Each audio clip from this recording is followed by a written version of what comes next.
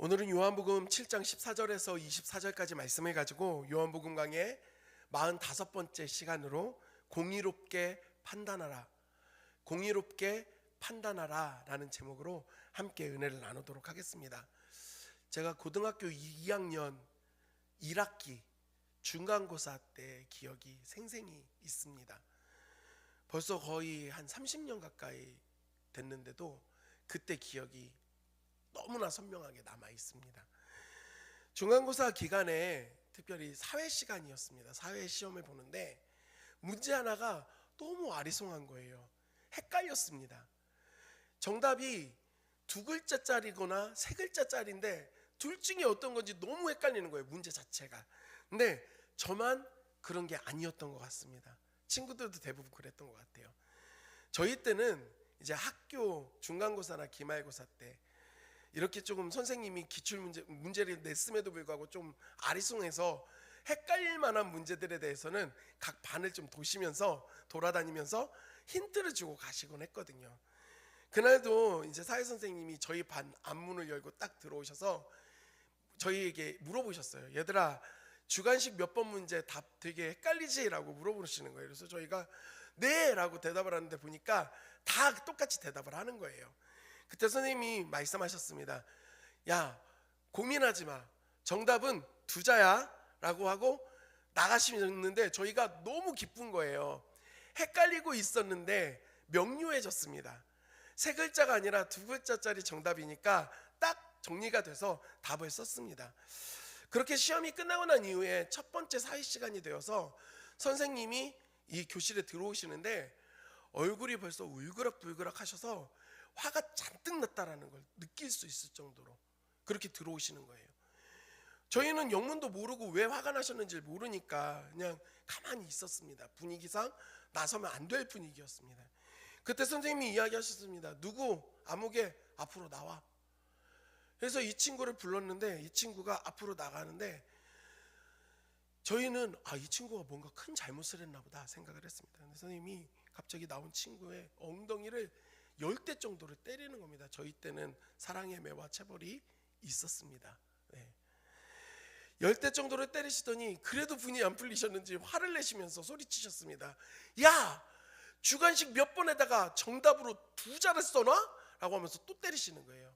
알고 봤더니 이 친구가 선생님이 얘들아 이거 정답 두자야 라고 했더니 정말 두자라고 써놓은 겁니다.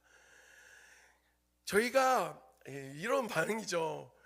너무 웃긴 거예요. 분위기는 살벌한데 너무 심각한데 참고 꾹 참고 있는데 한 명이 자기도 모르게 터진 겁니다.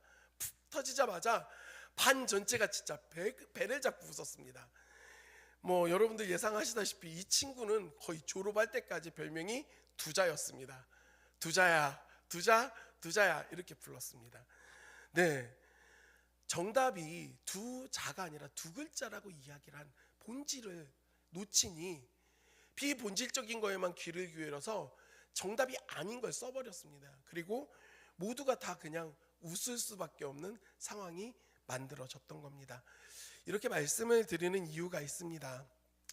왜냐하면 우리가 살아가면서 봐야 할 것들과 들어야 될 그 본질적인 것들을 놓치고 비본질적인 것들에만 우리의 눈이 가고 우리의 귀가 머물러서 정작 본질을 놓치게 되는 경우들이 왕왕 있기 때문에 그렇습니다. 그런데 제가 방금 말씀드렸던 그런 일들처럼 한 문제 틀리고 많은 친구들에게 좀 조롱은 당하지만 웃음을 주는 사건으로 마무리가 되는, 그냥 웃어 넘길 수 있는 해프닝으로 끝날 수 있지만 그런 작은 일들은 이와는 다르게 절대 놓쳐서는 안 되는 일, 절대로 흘려서는 안 되는 것들에 대해서 우리가 본질을 놓치고 흘리게 되어지면 그 결과는 단순히 웃어 넘길 수 있는 가벼운 해프닝으로 끝나지 않는다라는 겁니다. 심각하고 안타까운 그리고 너무나도 무서운 결과를 가져올 수도 있다라는 것입니다. 그래서 우리는 본질적인 것들에 귀를 기울여야 되고 그 본질을 보기 위해서 힘을 쏟아야 됩니다. 그렇지 않으면 언제든지 우리는 비본질적인 것들과 잘못된 그런 것들에 마음이 현혹되어지고 빼앗기기 때문에 그렇습니다. 이제 본문으로 돌아와 이 말씀을 함께 나누고자 합니다. 지금 우리가 함께 본 본문의 내용은 어떤 상황이냐면 예수님께서 초막절을 앞두고 예루살렘으로 향하지 않으셨습니다. 왜냐하면 이미 종교 지도자들과 율법학자들, 많은 바리새인들이 예수님을 죽이고자 하는 마음이 있었기 때문에 아직 예수님이 때가 되지 않아 가지 않으십니다. 그런 예수님에게 형제들이 찾아와서 형님, 이 놀라운 기적과 능력을 많은 사람들에게 나타내는 게 맞습니다. 드러내놓고 하지 누구든 숨기지 않습니다.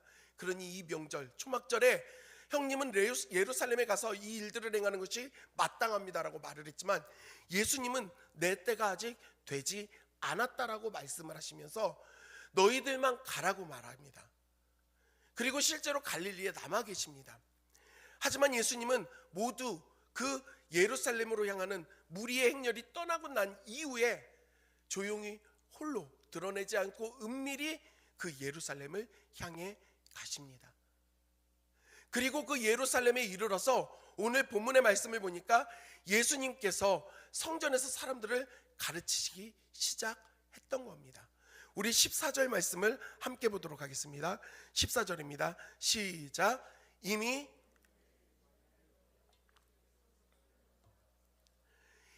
명절의 중간이 되어 예수님이 사람들이 많이 모이기 직전 명절을 앞두고 도착하신 것이 아닙니다. 이미 명절의 중간이 되어 있던 그때에 예수님이 성전으로 가시는데 여기서 말하고 있는 성전은 바로 예루살렘 성전이었습니다. 예루살렘 성전에 예수님이 올라가서 많은 사람들에게 가르치시기 시작한 것입니다. 여러분, 우리가 오해해서는 안 되는 게 예수님께서 드러내지 않기 위하여서 숨어 다니시고 사람들을 피해 다니신 게 아닙니다. 필요한 것들에 대해서는 드러내놓고 가르치셨다라는 것을 우리는 봐야 합니다. 그럼 예수님이 성전에서 무엇을 가르치셨는가? 어떤 내용을 가르치셨는가? 사실 우리가 함께 읽은 본문 안에는 예수님께서 가르치신 구체적인 내용이 들어가 있지는 않습니다. 하지만 전반적인 말씀을 통해서 예수님이 무엇을 사람들에게 가르치셨는지를 우리는 유추할 수가 있습니다. 우리 16절 말씀을 함께 읽겠습니다. 16절입니다. 시작. 예수께서 대답하여 이르시되 내 교훈은 내 것이 아니요 나를 보내신 이의 것이니라. 예수님께서 사람들을 가르치시는데 그 가르침의 내용이 자기의 교훈, 자기가 말하고자 하는 것들을 이야기한 게 아니라 나를 보내신 분, 하나님의 뜻을 말씀하셨다라는 겁니다. 그러니까 예수님은 자기가 주장하고자 하는 사상이나 자기가 얼마나 대단한 존재인지, 자기가 어떤 능력을 행할 수 있는지 이런 이야기들을 풀어놓은 게 아니었습니다. 자기 자신을 드러낸 게 아니라 하나님만 드러내고 있었다라는 겁니다. 예수님의 가르침의 방향성은 철저히 하나님을 향해 있었습니다. 그래서 그렇게 가르치고 있는 예수님의 가르침을 듣고 사람들은 깜짝 놀라게 됩니다. 왜냐하면 예수님께서 가르치시는 내용이 이전에 들었던 다른 율법학자들이나 종교 지도자들의 가르침과는 차원이 달랐습니다. 너무나도 신선했고 깊이가 너무나 깊었습니다.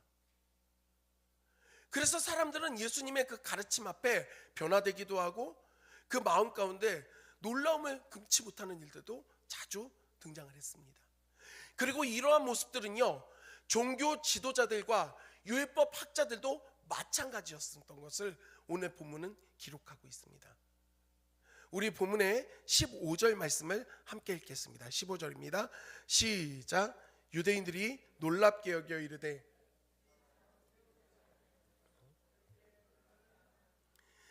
지금 이 유대인이라고 칭하고 있는 사람들은요, 진짜 이스라엘 전체 사람을 말하는 게 아니라 율법학자들, 종교 지도자들을 칭하고 있는 표현입니다. 이 사람들이 예수님의 가르침을 보고 깜짝 놀랍니다.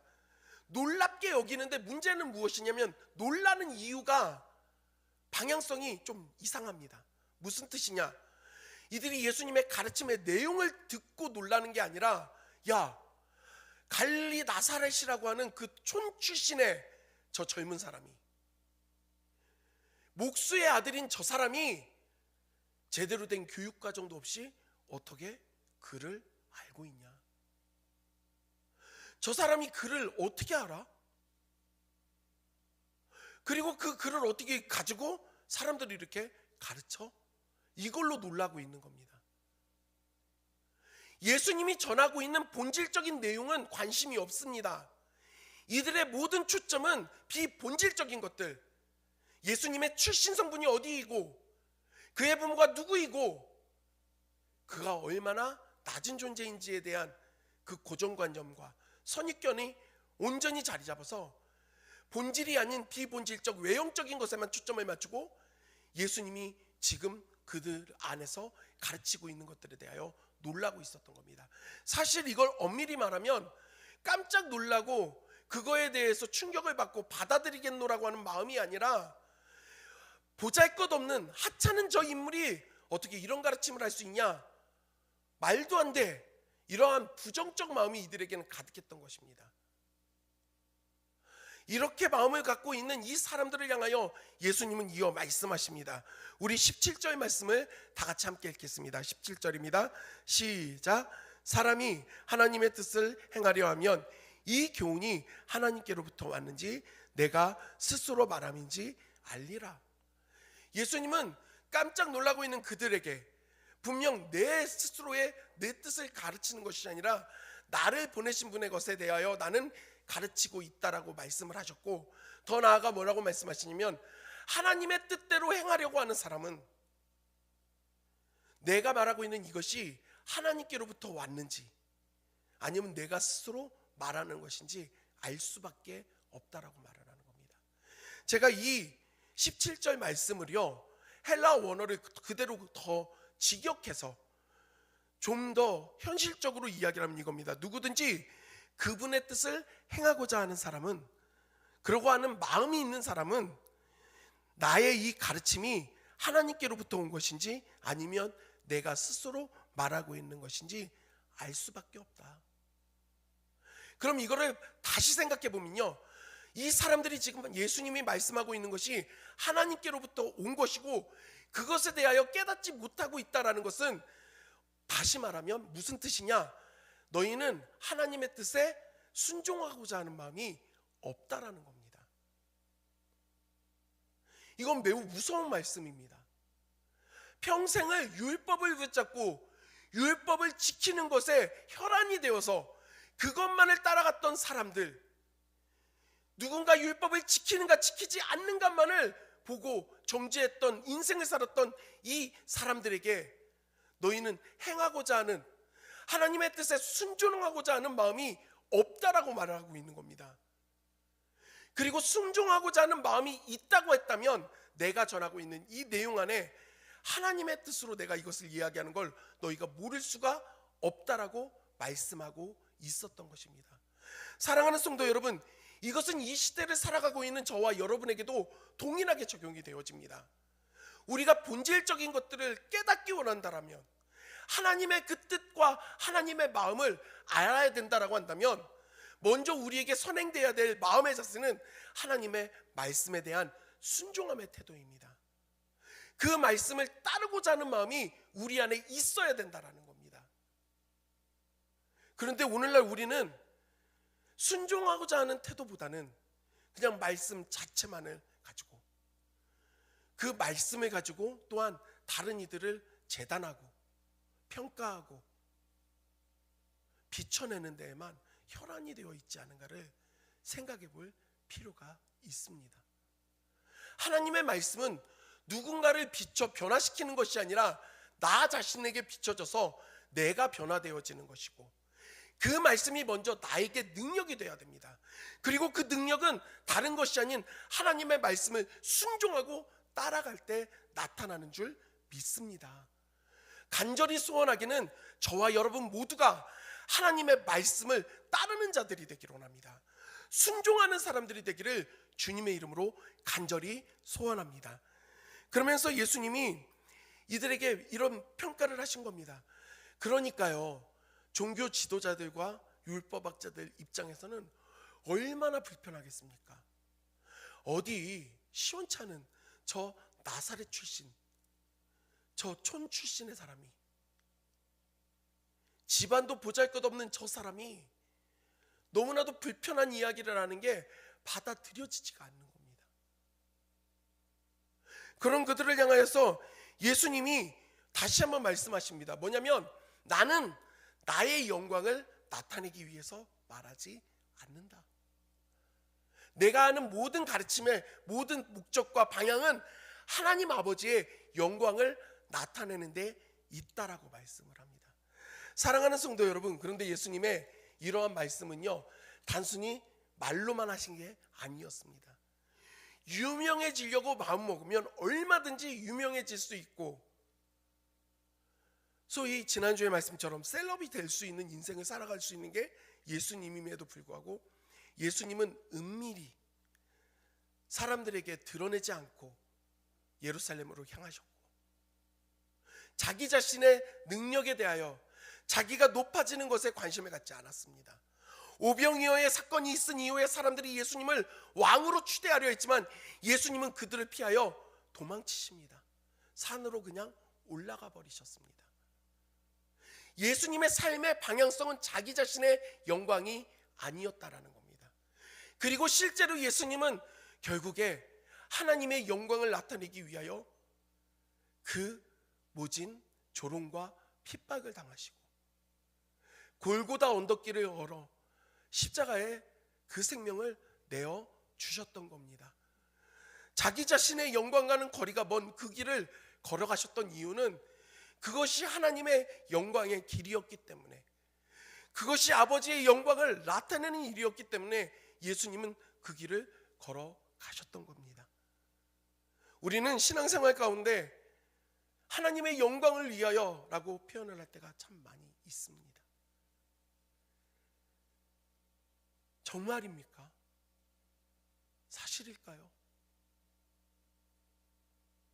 청소년과 청년 사역을 20년 넘게 하다 보니 아이들과 이야기를 나누면 아이들이 미래 비전에 대한 이야기들을 많이 합니다. 이 젊은이들이 비전에 대해서 이야기할 때 이 친구들이 이런 표현들을 합니다. 제가 교사가 돼서 하나님의 영광을 나타내겠습니다. 제가 의사가 돼서 하나님의 영광을 나타내겠습니다. 제가 법조인이 돼서 하나님의 영광을 나타내겠습니다. 제가 어떤 훌륭한 사람이 돼서 하나님의 영광을 나타내겠습니다. 항상 대화를 나누면서 그런 이야기들을 들을 때마다 고민하는 것들이 있었습니다. 왜 하나님의 영광은 좋은 대학과 좋은 직장과 좋은 일자리에서만 나타나는가? 단 한 명도 제가 낮아짐의 자리로 가서, 제가 섬기는 자리로 가서 하나님의 영광을 나타내겠습니다 라고 말하는 친구들을 본 경험이 없습니다. 사실 우리는 하나님의 영광을 말하고는 있지만 그 모든 초점은, 그 모든 스포트라이트는 나를 향하고 있는 것입니다. 하나님의 영광이 중요하지 않습니다. 내가 어떤 사람이 되느냐, 내가 얼마나 사회적으로 높은 자리에 올라갈 수 있느냐, 내가 얼마나 큰 능력과 권력을 가질 수 있느냐, 내가 얼마나 큰 물질을 가질 수 있느냐. 결국은 내 욕심을 다 채워내놓고선 뒤에다 붙여놓는 것이 그것입니다. 죄책감이 있으니까, 찔리니까 그걸 통해 하나님의 영광을 나타내겠노라고. 사랑하는 성도 여러분, 하나님의 영광은 우리의 말로서 드러나는 것이 아닙니다. 우리가 그냥 말로 하나님의 영광 나타냅니다 이야기한다고 되어지는 것이 아니라는 겁니다. 철저히 실제 우리가 살아가고 있는 삶 가운데 행하고 있는 말과 행실에서, 거기에서 하나님의 영광이 드러나는 것입니다. 지금 나는 어떠한가를 점검해 볼 필요가 있습니다. 사실 유대 율법 학자들과 종교 지도자들은요, 모든 삶의 초점이 하나님의 영광에 맞춰져 있었던 사람들입니다. 하지만 실상 그들의 마음속에는 자기 자신밖에 없었습니다. 그러니 하나님의 아들이라고 이야기하고 메시아라고 온전히 사람들이 이야기하고 있는 예수 그리스도를 보더라도 내 마음이 불편하니, 내 선입견과 내 고정관념에서 벗어나지 못하니 예수님이 너무나도 믿고 싫은 것입니다. 그래서 그들이 예수님에 대한 그런 미워하는 마음이 가득한 상황 가운데 예수님이 울고 싶은 사람 뺨을 때리듯이 그런 일을 행하셨죠.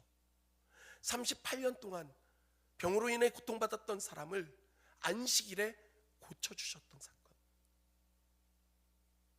이것으로 인하여 사람들이 예수님이 안식일을 어겼다, 그리고 또한 하나님을 아버지라고 칭하면서 신석을 못 오겠다라고 하면서 그 예수님을 죽이고자 하는 마음이 그들에게 있었던 겁니다.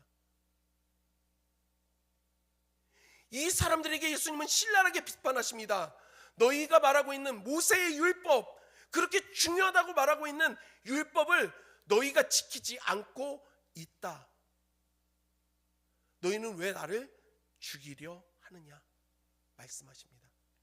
이게 무슨 말씀이냐면, 여러분, 모세가 하나님께로부터 받은 율법과 규례들이 있습니다. 그 중에 꼭 지켜야 될 정말 핵심과도 같은 그 규례, 율법이 있습니다. 우리도 너무 잘 알고 있죠. 그것이 무엇이냐면 바로 10가지의 계명입니다. 10계명이죠. 10계명의 6번째 계명이 무엇입니까? 살인하지 말라.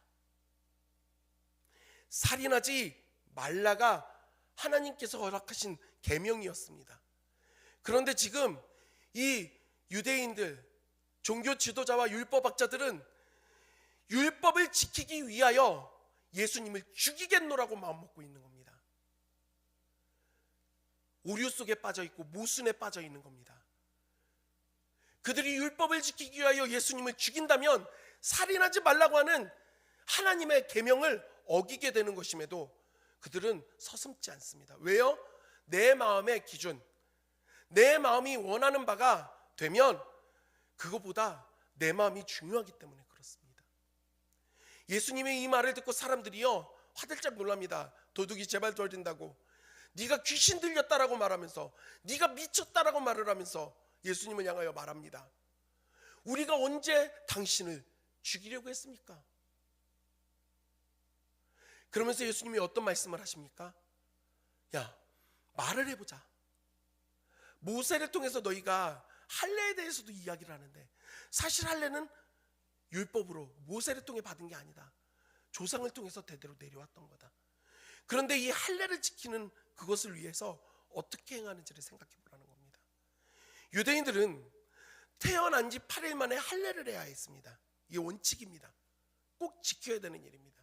문제는 아이가 내 뜻대로 나오지 않는다는 겁니다.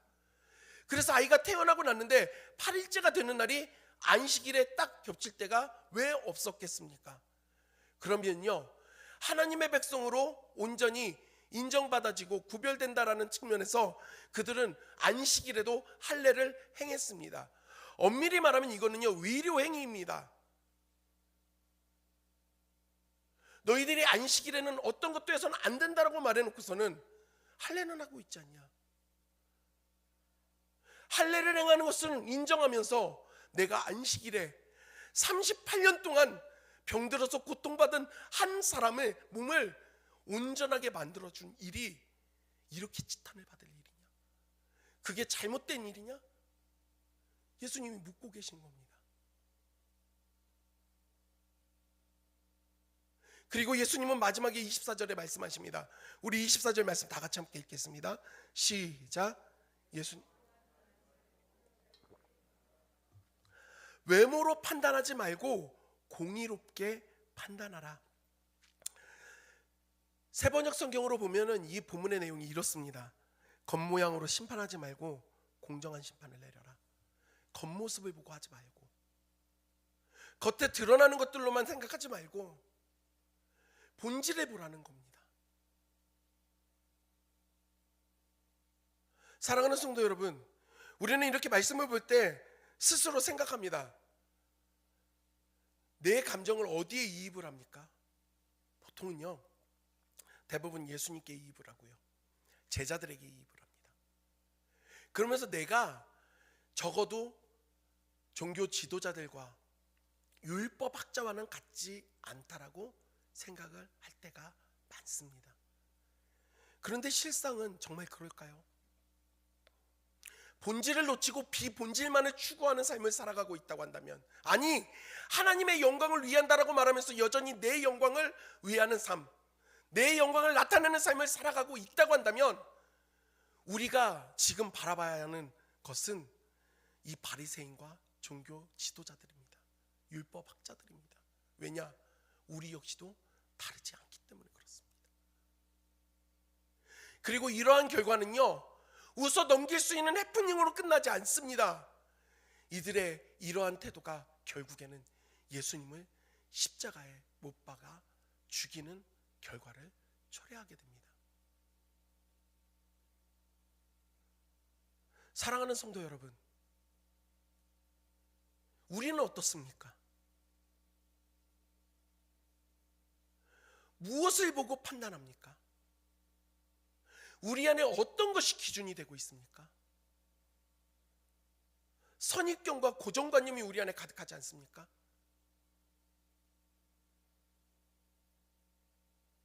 본질을 놓치고 비본질적인 것들에 혈안이 되어져서 따라가는 모습들을 보게 됩니다. 경계해야 합니다.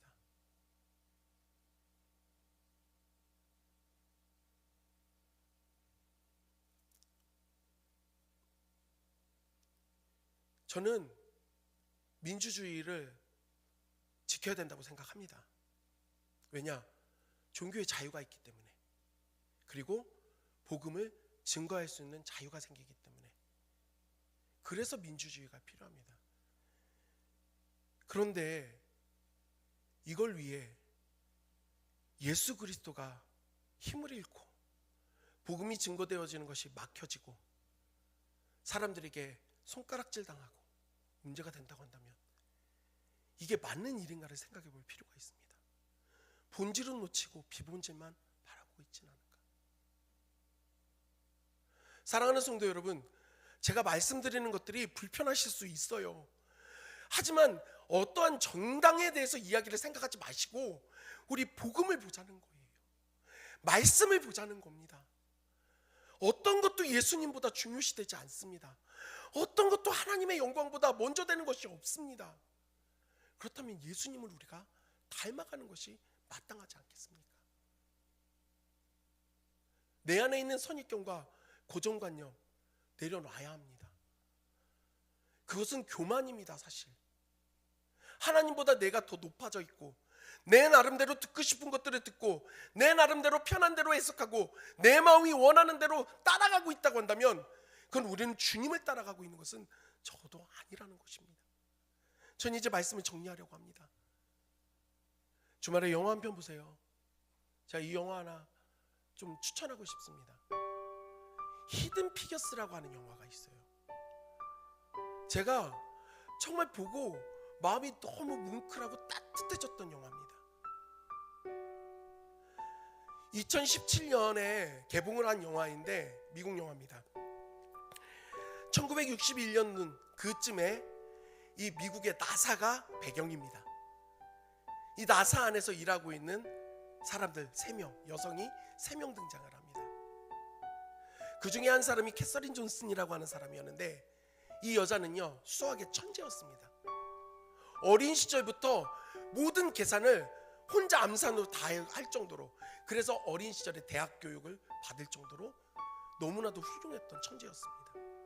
이 여인의 그러한 수학적 능력을 인정받아서 그가 이제 나사에서 일을 하게 된 거예요. 이 당시는 어떤 상황이었냐면, 미국과 소련이 서로 누가 우주의 패권을 차지할 것인가를 놓고서 엄청나게 과열이 돼서 경쟁을 하고 있었습니다. 그런데 충격적이게도 사람을 태운 우주선을 소련이 먼저 쏘아 올려서 성공을 시킨 겁니다. 유리 가가린이죠. 이러한 상황 가운데 미국이 발등에 불이 떨어져서 사람을 태워 우주선을 보내야 된다는 생각으로 팀을 구성하고 나사에 사람들이 일을 합니다. 이때 이 캐서린 존슨이라고 하는 여자의 이 계산하는 능력이 빛을 발하기 시작합니다. 이때는요 IBM 컴퓨터가 처음 개발되고 발명됐던 날이 그 해입니다. 그러니까 아직도 컴퓨터가 없던 시절입니다. 제대로 사람이 계산하는 게 전부인 때예요. 문제가 있습니다. 그런데 무엇이었냐면 이 여자가 흑인 여성이었다는 거예요. 당시 흑인은요, 백인들이 다니는 좋은 학교에 갈 수가 없었습니다. 식당도 함부로 들어갈 수가 없었어요. 심지어 이들은요, 사무실에 있는 커피포트마저 유색인종 용이라고 써여져 있는 허름한 것만 사용할 수 있었습니다. 이런 부당함 속에서도 정말 최선을 다해 살고 있었고, 새 아이를 홀로 키우면서 버티고 있는 이 여성이 정말 너무 힘들어했던 것이 있습니다. 그게 뭐냐면 화장실에 가는 일이었습니다. 그가 근무하고 있는 건물 안에는 유색인종 화장실이 없는 거예요. 그래서 800m를 가서 다른 건물에 있는 화장실을 이용해야 했습니다. 하루는 그곳에 가서 화장실을 이용하고 나오는 길에 비가 내리기 시작. 비를 쫓다 맞고 사무실에 들어왔을 때 거기에 팀장이 이 캐서린 존슨에게 뭐라고 합니다. 왜 자리를 긴 시간 항상 비우냐.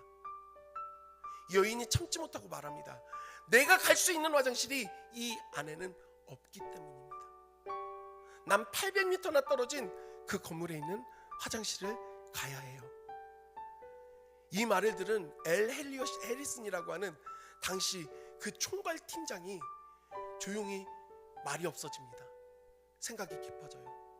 그리고 다음날 복도에서 사람들이 웅성거립니다. 그 엘 해리슨이라는 사람이 그 해머를 들고 와서 여자 화장실 팻말을 다 때려 부시는 겁니다. 그리고 사람들에게 말합니다. 이제 나사 안에는 유색인종 화장실과 백인종용 화장실이 없다. 모두가 다 똑같은 화장실을, 가장 가까이 있는 화장실을 사용하면 된다라고 말을 합니다. 엄청난 일이죠.